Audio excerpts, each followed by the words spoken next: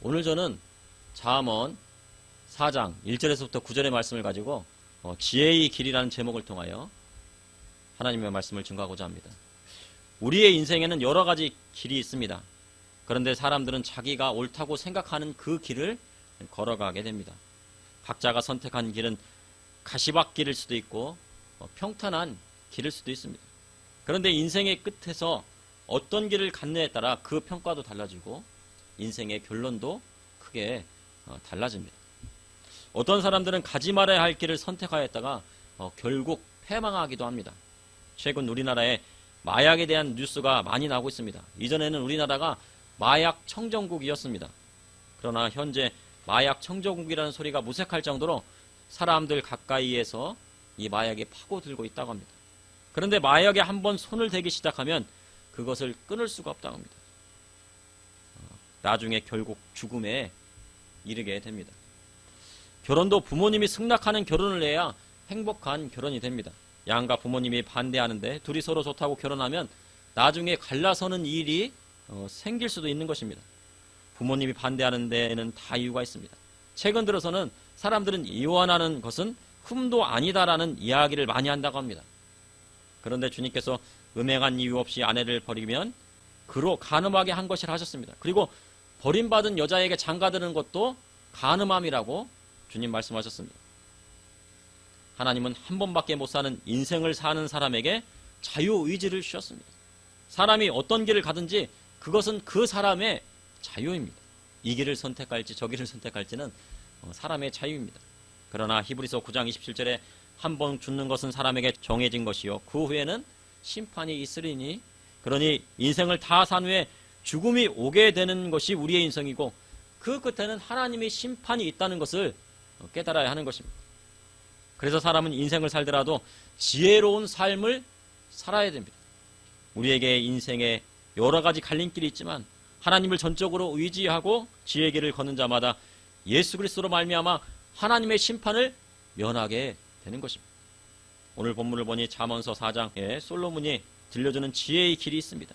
이 지혜의 길은 무엇이고 이 시대를 살아가는 성도들에게 하시는 하나님의 말씀은 무엇인지 여러분과 함께 나누고자 합니다. 첫째, 지혜의 길은 하나님을 높여드리는 데 있습니다. 잠언서 4장 1절에서 2절에 아들들아 아비의 훈계를 들으며 명철을 얻기에 주의하라. 내가 선한 도리를 너희에게 전하노니 내 법을 떠나지 말라. 솔로몬은 아들들아 아비의 훈계를 들으라 하였습니다. 아비의 훈계는 바로 인생을 살아가는 지혜인 것입니다. 아버지께서 말씀해 주시는 지혜대로 살면 절대 잘못되는 일이 없습니다. 특별히 하나님을 믿는 신앙을 가진 부모님의 말씀은 꼭 따라야 하는 것입니다. 현대 사회로 갈수록 학교 교육이 대중화되면서 부모님의 말씀에 공경하지 않는 것을 종종 봅니다. 최근 들어 부모님이 훈계했다고 경찰에 신고하는 경우가 종종 있다고 합니다. 그래서 경찰이나 법정에 선 아버지는 그 뒤로 자식을 절대 훈계하지 않겠다고 마음을 먹는다고 합니다. 자식 키워야 무슨 소용이야. 경찰에 신고하고 고소하는데 방치하거나 방광하고 마는 것입니다. 그러나 그러한 법은 제 생각에는 잘못되었다고도 볼 수 있습니다. 그런데 너무 심한 경우도 있겠지만요. 그런 경우는 또 지켜봐야 되겠지만요. 이렇게 세상에 아비의 훈계를 따르지 않고 경찰에 신고하는 자식이 있다고 합니다. 형을 고소하고요. 형제끼리 싸우는 사람들도 있다고 합니다. 그래서 뉴스에 나옵니다. 매일 핸드폰 보고 게임만 하고 공부 안 하는 자식이 안타까워 버릇 고치겠다고 훈계했다가요. 또 신고당하는 경우도 있다고 합니다. 그래도 대부분의 아버님들은요. 경찰들 앞에서도 아들의 허물을 덮어줍니다. 얘가 게임하고 아버지 말씀도 안 듣고 매일 사고 친다고 그런 얘기는 안 하고 아유 착한 자식인데 어찌다 하다 보니까 잘못된 것 같아요. 그래서 제가 훈계 한번 했어. 이렇게 말씀하시지. 이 녀석은 태어날 때부터 악한 자식입니다. 이렇게 얘기는 하지 않습니다. 그런 것처럼 아버지는 아들의 허물을 덮어주려 합니다. 성경의 아비의 훈계를 무엇이라 합니까? 바로 선한 도리라고 말합니다. 아버지의 말씀은 선한 도리에서 비롯된 것입니다. 아버지께서 훈계하시는 것은 자녀를 사랑하시기 때문입니다. 자식이 생선을 달라 하면 뱀을 주는 사람이 어디 있겠습니까? 악한 자라도 자식에게 좋은 것을 줄 안다고 주님께서 말씀하셨습니다. 그래서 잠언은 아비의 법에서 떠나지 말라 한 것입니다. 이처럼 이 땅에 나를 낳아주신 아버지도 자식이 구하는 것을 주시는데 우리 하늘 아버지께서 구하는 것을 주시지 않으시겠습니까? 그러니 하나님의 법을 따라야 하는 것입니다. 그리고 명철을 얻기에 주의하라 했습니다. 명철은 깨닫는 것입니다. 명철을 알고 깨닫기 위해서는 꼭 주의가 필요합니다. 그래서 이 주의를 뭐라 하냐면 어텐션이라고 합니다. 어텐션. 주의. 이 주의는 마음에 새겨두고 조심한다는 뜻입니다. 명철함이란 선한 도리를 마음에 새기고 행동을 조심하는 것입니다. 내가 아버지의 훈계에서 떠나게 될까? 선한 도리에서 벗어나는 것은 아닐까? 항상 하나님 말씀에 비춰보아 하나님 말씀을 거울 삼아 살펴보라는 말씀입니다. 잠언서 4장 3절에 나도 내 아버지에게 아들이었으며 내 어머니 보기에 유약한 외아들이었노라 하였습니다. 이 잠언서 4장은 솔로몬이 기록한 잠언입니다. 솔로몬은 다윗의 아들이었습니다. 다윗에게는 여러 명의 아내가 있었습니다. 첫째 부인이 아히노암에게서는 첫째 아들 암논이 있었는데 마아가가 낳은 다말을 사랑한 나머지 그를 범했다가 나중에 사랑이 식어 다말을 버리게 됩니다. 그로 인해 다말의 오빠 압살롬이 계획적으로 형 암논을 죽이고 그 후에 아버지 사랑이 압살롬께서 떠난 것을 알고 나중에는 압살롬이 반역을 일으키게 됩니다. 그리고 다윗에게는 핫깃을 통해 나온 아도니아가 있습니다. 아도니아는 자신이 왕이 되고자 요압과 제사장 아비아다를 세워서 왕이 되고자 하고 모략을 세웠지만 끝내 그 꿈을 이루지 못하고 수넴 여인 아비삭을 구한 것으로 인해 죽고 갑니다. 솔로몬의 어머니는 우리가 잘 알고 있는 밧세바입니다. 밧세바는 우리아의 아내였지만 다윗이 요압을 시켜 우리아를 죽이고 강제로 이 밧세바를 취하했습니다. 그렇게 밧세바가 낳은 첫째 아들은 태어나자마자 죽고 맙니다. 그리고 그 후에 시므아와 소밥과 나단 그리고 솔로몬을 낳습니다. 죽은 형까지 한다고 하면은 이 솔로몬 다섯째 아들이고 죽은 형을 뺀다고 하면은 네 번째 아들입니다. 그런데 위에 보니까 잠언서 4장 3절에 나도 내 아버지의 아들이었으며 내 어머니 보기에 유약한 외아들이었노라 합니다. 근데 이 솔로몬은 외아들이 아닙니다. 그러니까 무슨 얘기냐면 외아들만큼 사랑받은 아들이라는 그런 뜻입니다. 그 정도로 다윗은 누구를 사랑했어요? 바로 이 솔로몬을 사랑했고 밧세바도 이 유약한 아들 솔로몬을 사랑했습니다. 그래서 그를 왕으로 세우고자 한 것입니다.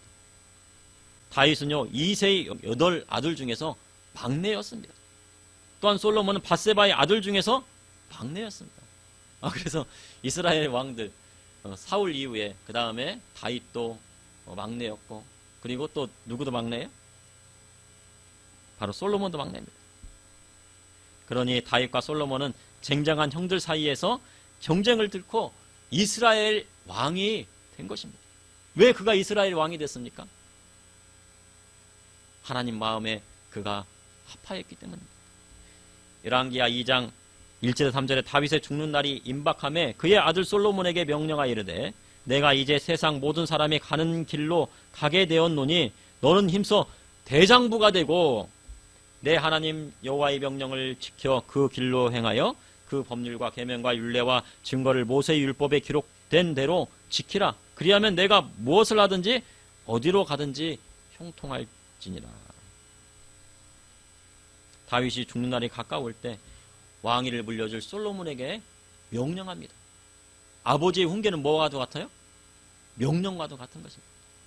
그거는 꼭 지켜야 되는 거예요. 명령은 어떻게 해야 돼요? 상명하복. 군인이 한번 말하면 어떻게 해요?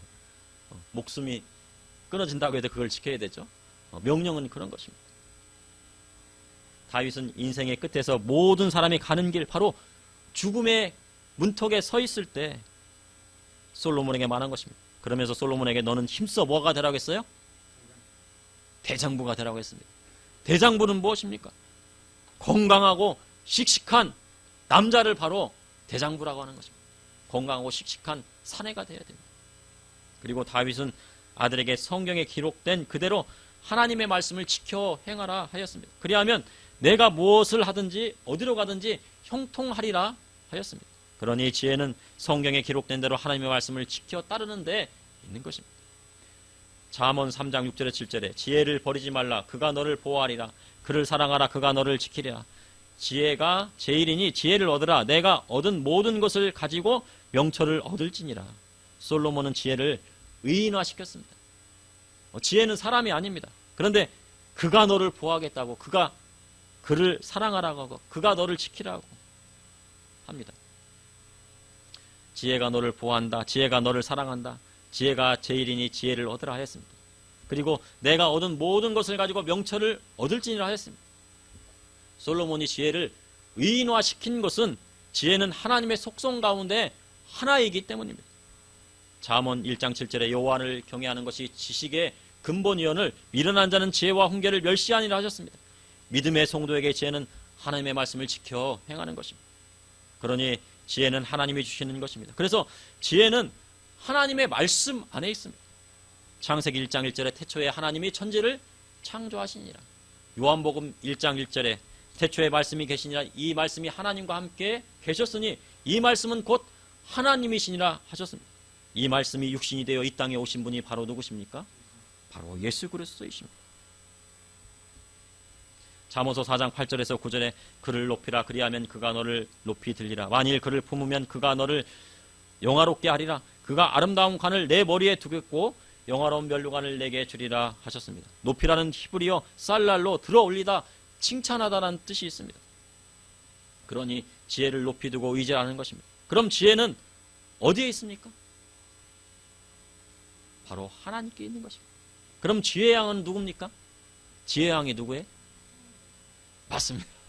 지혜의 왕은 우리가 보통 솔로몬 왕으로 생각하죠. 그런데 그 솔로몬 왕에게 지혜를 주신 분이 누굽니까? 하나님이십니다. 그래서 하나님은 뭐예요? 왕 중에 왕이신 것입니다. 왕에게도 지혜를 주신 분이 하나님이시니까 하나님은 왕 중에 왕이 되시는 것입니다. 그래서 지혜의 왕이신 하나님을 높이는 자마다 하나님이 그를 높이 들어 쓰시고 그에게 아름다운 관을 주시는 것입니다. 그러니 하나님을 높여보십시오. 그러면 하나님께서 그를 이 땅에서 높이 들어 쓰시는 것입니다. 둘째, 지혜의 길은 하나님 말씀 따라 정직한 길을 가는 것입니다. 잠언서 4장 11절에 12절에 내가 지혜로운 길을 내게 가르쳤으며 정직한 길로 너를 인도하였은즉 다닐 때 내 걸음이 곤고하지 아니하겠고 달려갈 때 실족하지 아니하리라. 성경에 하나님 앞에 정직한 사람이 있지만 그 중에 대표적인 사람이 다윗이었습니다. 성경에는 우리아의 아내 바세바를 취한 일 외에는 하나님 앞에 다윗이 정직했다고 성경은 말합니다. 다윗은 하나님 앞에 죄를 지었을 때 나단 선지자를 통해 그것이 드러나는 순간 곧바로 무릎을 꿇고 금식하며 하나님 앞에 회개했습니다. 그리고 하나님의 처분을 모두 받아들였습니다. 그리고 회개한 이후 다윗은 다시 하나님 앞에 정직한 길을 걷게 됩니다. 지혜는 바로 하나님의 말씀 따라 정직한 길을 가는 것입니다. 그래서 하나님 말씀대로 세상을 정직하게 살아갈 때 걸어가도 피곤하지 않고 뛰어가도 실족하지 않는 것입니다. 그러니 지혜의 길을 가는 자는 사악한 자의 길에 들어가지 않는 것입니다. 이는 악한 길로 다니지 않는다는 말입니다. 악한 자가 와서 야 같이 도둑질하자. 저 빵 맛있지? 우리 몰래 돈 주지 말고 그냥 훔쳐서 가서 먹자. 맛있잖아. 그리고 우리 간음하러 가자. 간음의 자리에 가자. 해도 따라가면 안 됩니다. 또한 그러한 길을 가고자 하는 사람이 옆에 있습니다. 그럼 어떡합니까? 그 사람을 같이 있어야 됩니까? 멀리 해야 됩니다. 거리를 둬야 됩니다. 아무리 그가 교회에 다니는 사람이라 할지라도 그는 이미 형제의 길을 저버린 사람입니다. 그는 형제가 아닙니다. 그 죄를 회개하고 돌아왔을 때는 형제가 되지만 악한 길을 가는 사람은 형제가 아니기 때문에 그 사람과는 어떻게 해야 돼요? 세상 사람이라 생각하고 멀리 거리를 두는 것이 성경이 말하는 지혜입니다. 잠언 4장 16절에 17절에 그들은 악을 행하지 못하면 자지 못하며 사람을 넘어뜨리지 못하면 잠이 오지 아니하며 불의한 떡을 먹으며 강포의 술을 마심이니라. 세상에는 악한 자들이 많이 있습니다. 사람을 넘어뜨리려고 남을 사기치고 빼앗고 도둑질을 하는 사람들이 많이 있습니다. 그런데 악한 자 중에 드러나지 않게 악한 일을 하는 자들이 있습니다. 그들이 바로 불의의 떡을 먹는 자들입니다. 불의의 떡은 히브리어 레헴 레샤를 말합니다. 그것은 불법으로 얻은 재물을 말합니다. 최근 50억 클럽이라는 말이 나오고 있습니다. 그곳에는 국회의원도 있고 검사도 있고 대법관도 있다고 합니다. 대법관이라 하면 미국에서는 저스티스라고 합니다. 그래서 대법관이 정의이고 정의가 대법관이 되는 것입니다. 그런데 정의가 되어야 할 대법관이 50억 클럽에 들어갔으니 공정한 판결이 이루어질 리는 만무한 것입니다. 돈 만든 대법관이 어떻게 공정한 재판을 할 수 있겠습니까? 땅에 불의한 재판이 넘쳐나고 억울한 사람들이 많아지면 어떻게 됩니까? 에레미야 선지자의 때와 같이 그 땅에 하나님의 심판이 임하게 되는 것입니다. 이 나라는 국민의 나라가 아닙니다. 그리고 대통령이 이끄는 나라도 아닙니다. 대법관의 나라가 되었습니다. 왜냐하면 대법관 마음대로 판결하고 하기 때문입니다. 뇌물 받고 판결하고 하기 때문에 그렇습니다. 불의한 떡을 먹는 대법관의 나라가 된 것입니다.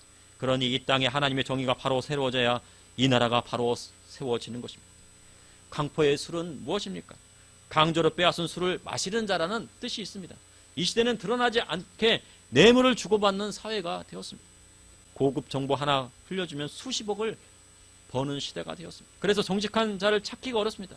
요셉과 같이 정직한 사람을 찾기 어려운 시대가 되었습니다. 그런데 요셉이나 다윗과 같은 하나님 앞에 정직한 사람이 나와야 이 땅에 정의가 올바로 세워지게 되는 것입니다. 그러니 부정을 보고도 참고 넘어가면 올바른 지도자가 될 수가 없습니다. 지도자로 하나님께서 그를 세워주신 이유는 무엇입니까? 썩은 것을 토려내라고 하신 것입니다. 그 사회에 있는 썩은 것을 토려내지 못하면 그 심판이 누구에게 옵니까? 바로 그에게 오는 것입니다. 그가 심판받는 것입니다. 오는 것입니다. 그래서 믿음의 성도들은 자녀들을 하나님의 말씀대로 키워야 합니다. 그리고 열심히 공부를 시켜야 합니다. 하루에 영어 100단어씩 애우게 시켜야 앞으로의 시대를 준비하는 것입니다. 공부 안 하면 힘든 세상이 되었습니다. 앞으로 공부 안 하면 취직도 하기 어렵고 어렵게 살게 됩니다. 자신만 어렵게 살면 되지 왜 자녀의 세대까지 어렵게 살려 합니까? 그래야 하면 자녀들을 지도자의 자리에 세울 수 없는 것입니다. 그럼 왜 자녀들을 지도자의 자리에 세워야 할까요? 자녀들을 하나님의 말씀 안에서 정직한 자로 키워 이 땅에 하나님의 정의를 세우기 위한 것입니다. 그것이 하나님의 뜻이기 때문에 그래야 할 때 진정한 정의로운 대법관이 이 땅에 나오는 것입니다. 그리고 어릴 때부터 하나님의 말씀대로 키워낸 사무엘과 같은 주의종이 나오는 것입니다. 주의종은 언제부터 키우는 거예요? 사무엘이 언제부터 키웠습니까? 태어나자마자 어떻게 해요? 갖다 엘리 제사장한테 맡겼습니다. 바로 어릴 때부터 키워나가는 것입니다. 산전수전 다 겪고 주의종도 할 수 있겠지만은 그것보다는 사무엘처럼 어릴 때부터 하나님의 말씀으로 양육되어서 정결하게 성결하게 자라서 주의종이 되는 것이 하나님의 뜻이 되는 것입니다. 잠언서 5장 18절에 19절에 의인의 길은 돋는 햇살 같아서 크게 빛나 한낮의 광명에 이르거니와 악인의 길은 어둠 같아서 그가 걸려 넘어져도 그것이 무엇인지 깨닫지 못하느니라. 하나님 말씀 따라 정직하게 행하는 자에게는 돋는 해처럼 그를 크게 빛나게 하시는 것입니다. 한낮의 광명이란 태양과 같이 빛나게 하시겠다는 것입니다. 그러나 악인의 길은 어둠에 걸려 넘어지고 끝에는 하나님의 심판을 피하지 못합니다. 이는 둘째 사망에 들어가 영원히 끓는 지옥에 떨어지는 것을 말합니다. 그러므로 지혜의 이르기는 하나님 말씀 따라 정직한 길을 가는 데 있는 것입니다. 셋째, 지혜의 길은 좌로나 우로나 치우치지 않는 것입니다. 잠언 4장 20절에서 21절에 내 아들아 내 말을 주의하며 내가 말하는 것에 내 귀를 기울이라. 그것을 내 눈에서 떠나게 하지 말며 내 마음속에 지키라. 자녀들에게서 하나님의 지혜의 말씀이 항상 그 눈에서 떠나지 말게 합니다. 이는 성경을 눈으로 읽고 지혜를 얻는 것이 중요하다는 것입니다. 그리고 지혜의 말씀을 그 마음속에 새겨놓고 지키라 하신 것입니다. 그래야 할 때 육체적인 건강뿐만 아니라 그 마음 가운데 생명을 얻게 되는 것입니다. 잠언 4장 23절에 모든 지킬 만한 것 중에 더욱 내 마음을 지키라. 생명의 근원이 이에서 남이라 하셨습니다. 어느 날 바리새인과 서기관들이 예루살렘에서 예수께로 와서 제자들이 씻지 않은 손으로 먹는 것을 보고 비난했습니다. 그러자 주님은 씻지 않은 손이 사람을 더럽게 하는 것이 아니라 그 마음속에서 나오는 것이 더럽다고 하셨습니다. 이는 입으로 들어가는 것은 뱃속으로 들어가 소화가 되어서 나중에 어떻게 해요? 창자를 지나서 배설문으로 나옵니다. 뒤로 나옵니다. 그러나 마음속에서 나오는 말은 악한 생각, 살인과 간음과 음란과 도적질과 거짓 증언과 비방이라 하셨습니다. 이런 것들이 사람을 더럽게 한다고 말씀하셨습니다. 사람의 입에서 나오는 말이 사람에게 상처를 주고 심지어 사람을 죽이기도 합니다. 현대사회로 갈수록 우울증 환자들이 점점 늘어가고 있다고 합니다. 우울증은 여러 가지 문제가 있겠지만 마음의 문제가 있는 것입니다. 최근 자살하는 사람들이 늘어나고 있습니다. 그래서 OECD 국가 중 우리나라가 자살률 1위를 합니다. 그래서 믿음의 성도는 하나님을 의지하고 무엇보다 마음을 지켜야 하는 것입니다. 그래서 진리의 길을 가기 위해서는 구부러진 말을 입에서 버려야 합니다. 그리고 불순종하는 말을 버려야 합니다. 남에게 상처 주는 말을 버려야 합니다. 그리고 비뚤어진 말을 내 입술에서 멀리 해야 합니다. 비뚤어진 말이란 부정적인 말을 말합니다. 나는 안 돼. 나는 할 수 없어. 나는 못해. 라는 부정적인 말이 바로 비뚤어진 말입니다. 나는 할 수 있어. 하나님께서 도와주시면 할 수 있어. 부모님들이 응원해 주신 거라. 나는 열심히 할 수 있어. 이렇게 긍정적인 말을 하는 것입니다. 그리고 비뚤어진 말에는 사악한 언어도 있습니다. 욕을 입에 달고 사는 사람들이 있습니다. 우리 교회에서는, 우리 성도님들은 욕하고 하시는 분들은 하나도 없는 것으로 제가 알고 있습니다.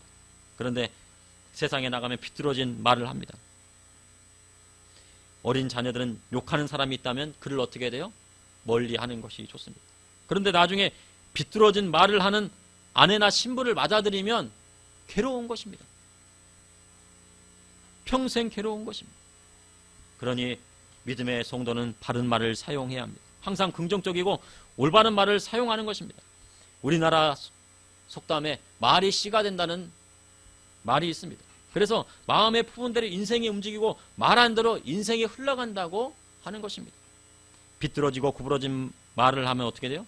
그 인생도 비뚤어지고 긍정적이고 예쁜 말을 하면 어떻게 됩니까? 우리의 인생이 아름다워지게 되는 것입니다. 잠언서 4장 25절에서 26절에 내 눈은 바로 보며 내 눈꺼풀은 내 앞을 곧게 살펴 내 발이 행한 길을 평탄하게 하며 내 모든 길을 든든히 하라. 사람이 걸을 때 앞을 똑바로 보고 걸어야 합니다.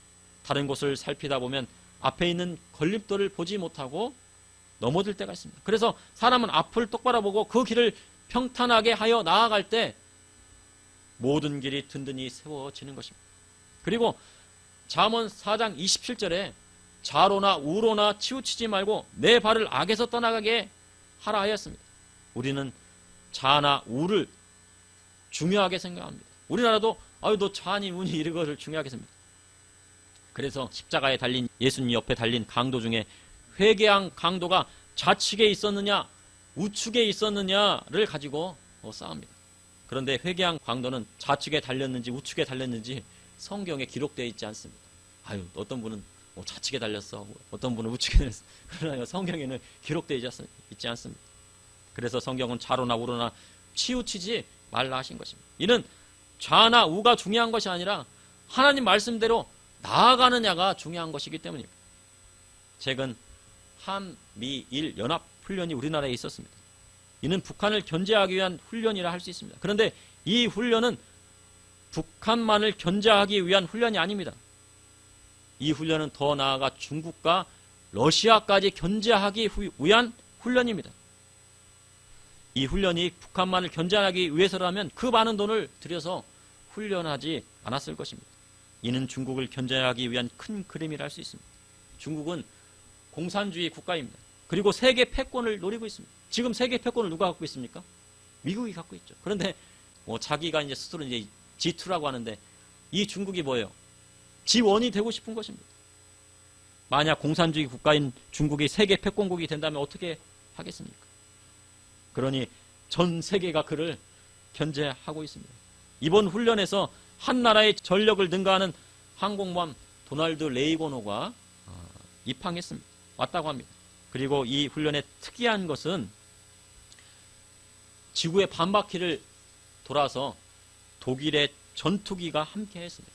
이 독일의 전투기 겉에는요, 우리나라의 태극기도 있고, 그 다음에 호주의 국기도 있고, 일본의 국기도 있고, 그 다음에 싱가포르인가요? 이 국기도 4가지 국기를 이렇게 그 전투기에다 이렇게 입혔습니다. 지금 전 세계가 누구를 견제하고 있어요? 중국을 견제하고 있습니다. 그런데요, 정치적인 흐름을 모르고요, 군시안적으로요, 그걸 친일한다고 하면은 친일 프레임을 씌우면 안 됩니다. 왜냐하면요, 안보는요, 좌나 우가 없습니다. 친일이 없습니다. 일본에는요, 우리나라보다 배가 되는 주일 미군이 5만 명이 상주하고 있습니다. 우리나라는 지금 2만 5천 명의 주한미군이 지금 평택에 있는데 2만 5천에서 2만 6천입니다. 그러나 일본에는 5만 명이 넘는 미군이 상주했습니다. 그리고 일본은 2차 세계대전에서 패전한 나라로 자기 군대를 가질 수 없습니다. 그래서 자위대라고 합니다. 그러니 미군이 가장 많이 상주하는 나라가 어디입니까? 일본입니다. 그 다음은 어딜까요? 미군이 바로 독일입니다. 그 다음이 독일입니다. 그런데요, 일본이나 독일은요, 미군 철수하라는 말을 하지 않습니다. 왜냐하면 현재요, 자국의 이득이 되지 않기 때문입니다. 만약 우리나라가 정말 전 세계의 최강이 돼가지고 우리나라 힘으로 중국과 북한과 러시아를 이길 수 있다고 하면요, 아유, 나가셔도 됩니다. 할 수 있지만요, 지금은 우리가 힘이 없습니다. 그런데 우리가 힘도 없는데 나가라고 하면 나중에 우리 힘으로 막을 수 있겠습니까, 그거를? 그러니까 전략적으로요, 연합을 해야 되는 것입니다. 현재 필리핀에서도요, 중국을 견제하기 위해 연합훈련이 진행되고 있는데, 이 필리핀에서는요, 군함이 없었습니다. 그런데 우리나라의 퇴역한 군함들이 다 그쪽으로 가가지고 고쳐가지고 지금 쓰고 있습니다. 왜 그들이 군함을 갖고 있으려고 그래요? 중국이요, 지금 남중국해를 넘보고 있어요. 남중국해에다가요, 거기다 이렇게 섬을 막 인공섬을 만들어가지고 자기네 땅이래요. 거기 지나가지도 못하게 만들어 놨습니다. 그래서요, 이 필리핀의 연합훈련에 우리나라의 군인들이 가서 자문을 해주고 있다고 합니다. 중국이 힘이 세지니 남중국해가 다 자기 것이라고 합니다. 우리 서대문에 있는 독립문이 있습니다. 그 독립문이 어느 나라에서 독립한 것입니까? 일본에서 독립해서 독립문을 세웠습니까? 아닙니다. 청나라에서 독립했기 때문에 독립문을 세운 겁니다. 바로 알아야 됩니다. 우리가 청나라 밑에서 있었어요. 그것의 독립을 위해서 거기다가 세우는 겁니다. 그런데 중국과 북한은요, 기독교인들을 죽이고 핍박하는 나라입니다. 그래도 일본은 자유민주주의 국가입니다. 기독교인들을 핍박하거나 죽이거나 하지는 않습니다. 옛날에 일본은 아닙니다. 그런데 중국은요, 선교사님들을 추방하고 있습니다. 그리고 성경 배포하는 일을 전면 금지시켰습니다. 그리고 성경을 판매하거나 만드는 사람들은 어떻게 돼요? 잡아갑니다. 그리고 교회 십자가 탑도 크레인으로 뽑아버렸습니다. 그러한 나라가 세계 패권군이 되면 어떻게 되겠습니까?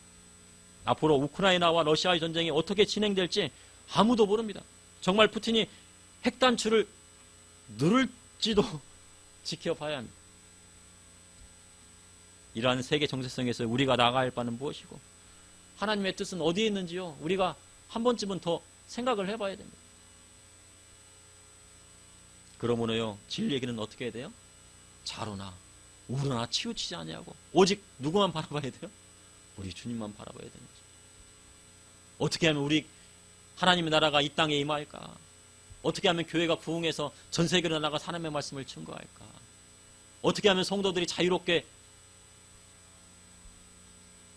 예배하고 하나님을 찬양할 수 있을까? 이 어린아이들 보십시오. 다음 세대에서 이 나라가 중국이나 북한 같은 나라가 된다고 하면 어떻게 되겠습니까? 예배를 드릴 수 있는 자유가 있겠습니까? 종교의 자유가 있겠습니까? 하나님을 자유롭게 믿을 수 있겠습니까?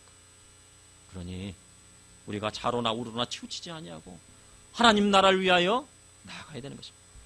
현재 많은 경제 전문가들이 내년에 심각한 경기 침체와 함께 경제 위기가 올 수 있다는 의견을 내놓고 있습니다. 그리고 우리나라는 지난 4월뿐만 아니라 8월에도 무역 수지 적자를 냈다고 합니다. 이것은 심각한 겁니다. 우리나라는요, 자원이 없는 나라입니다. 무역으로 먹고 살아야 되는데 적자가 나면 어떻게 돼요? 계속 빚이 쌓이게 되는 겁니다. 이는 에너지 값이 상승한 것이 한몫했습니다. 그런데 오늘 뉴스를 보니요, 38만 가구가 69조의 빚더미에 앉았는데 집을 팔아도 그 빚을 못 갚을 정도라고 합니다. 시한폭탄입니다. 우리나라는 지난 몇 년간요, 너무 많은 빚을 졌어요. 지금 금리는 계속 오르는데 그 빚의 이자가 천문학적으로 올라갑니다. 빚이 많다는 것은 앞으로 심각한 경제 위기가 올 때 기초 체력이 부족하다는 뜻이 됩니다. 그런데 예전에는 이러한 경제 위기가 뭐 그리스나 몇몇 저기 저기 터키나 아니면 저기 뭐 아르헨티나 이런 데만 일어났거든요. 그런데 지금 경제 위기는 어떻게 와요 지금요? 전 세계적으로 오고 있습니다. 전쟁과 함께 전 세계적인 위기가 오고 있어요. 그래서 믿음의 성도는요, 지혜의 길을 가야 하는 것입니다. 지혜의 길을 걷는 것만이 살 길입니다. 그러므로 지혜의 길은 어디에 있습니까? 바로 하나님을 높여는 데에 있습니다. 그리고 지혜의 길은 하나님의 말씀 따라 정직한 길을 가는 것입니다. 또한 지혜의 길은 좌로나 우로나 치우치지 않고 오직 그리스도의 복음의 말씀대로 나아가는 데 있는 것입니다. 잠시 기도하시겠습니다. 사랑의 주님, 오늘도 감사합니다. 오늘 늦은 저녁에 오직 주님만을 사랑하여서 어른 성도에서부터 어린아이까지 주님 앞에 나와 하나님 앞에 예배 드렸습니다. 주님, 우리의 예배를 받아주시고 주님, 우리에게 지혜를 허락하여 주셔서 이 어려운 시대를 헤쳐나갈 수 있도록 인도하여 주시고 우리가 좌로나 우로나 치우치지 아니하고 오직 하나님만을 바라보며 예수 그리스도의 십자가의 표대만을 바라보며 나아갈 수 있도록 인도하여 주시옵소서. 그래야 해서 올바른 길을 가고 하나님 나라가 이 땅에 임하게 되게 하여 주시고 또한 우리의 사명 다한 후에 영생의 축복받게 하여 주시옵소서. 또한 이 경제적인 위기에서 우리 한국교회를 붙들어 주시고 작은 교회 붙들어 주시고 우리 성도님들과 그의 가정들을 붙들어 주시옵소서. 예수님의 이름으로 기도합니다. 아멘.